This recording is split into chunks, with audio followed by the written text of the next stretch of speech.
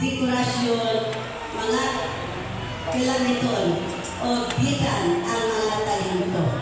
Ginasig kita sa ato aron malipay pa o apan usap aron solyanta aron makita kung gamiton ka nato kini alang sa walay katapusang katuyuan o alang sa kaugalingong tinguha. Gitawag kini giandam, gihatagan o kahimtang o gihatagan o bahom aron mahimong madali sa atong paglihok. Aduna kita iyano apan mahimong misyon. Ang tagtagan sa mga taong na ilang ipunting sa ilang mga matakang so Kristo. Ang Diyos nagasuporta o nagapunto sa talento o kapta na iyang gisalig ka nato o sa katapong pribilegyo. Gamito nato ang mga kahimtang nga ihatag sa Diyos aron nasigon ang uban sa pagpunting sa iyang mga matakang Isos. Ang pagbuhat niini kita usap mapaligon sa magpadayunon sa paglantaw kanila. Ingon sa gisulat ni Helen Lindell, ipunting ang imong mga matakang Isos. Tanawa ang malipayong naong o ambot ang libutan mahimong magigit diha sa kahayag sa imong maya sa grasya.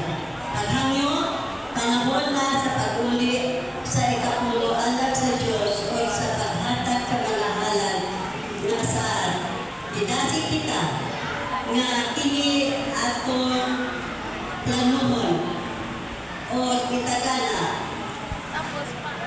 isip porsyento sa atong kinikita nining simanahan. Atong pangayuon ang takang sa Diyos nga kita magkinabuhi na magaan. Dili mabugatan sa tinuha sa daghang butang sa kalibutanon. Alayon ta pagdagan sa lupa nga gitagda alang nato o isalikway ang tanang kabuka nga makapapilay sa atong panahon. Ato lupa atong mga ulo, ang mahal na dalaygon, kaya sa mong kinabuhi. Hari kami Ginoo, nagayag sa mga tulanan. Tandagin mo sa pagpangayo sa imosing kapsalamatan din. Ikaw lang mapinadayon sa kapsalamatan sa aming tagsatag sa kinabuhi. Kagipadalan mo kami sa inyong matahong na kagahon.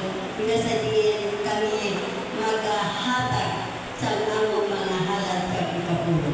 Kapay Ginoo, ngayon mo sa latin ang pagkadawaton. Hindi makatabang pag-gusto sa iyong bulaton ng madamtang mga kalagay among madala sa iyong pilan.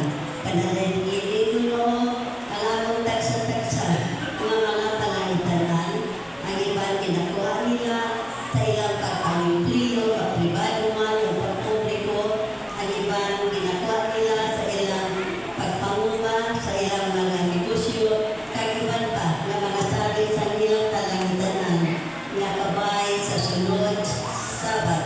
Kami naman maghahatag sa among mga katungdanan ng kanimo. Dito ang ikaknaan. Ay kami naghahanyo na kabagin ko. Ngayon ka pa, ang among tagsa-tagsa na tagipusoon na sabihin kami mag-inatagot sa pagkulit sa among mga katungdanan ng kanimo. O kalimdanan, ginahyo na mo, o kotse nung kapatawaran. Sa ngalan ni Jesus. Amen.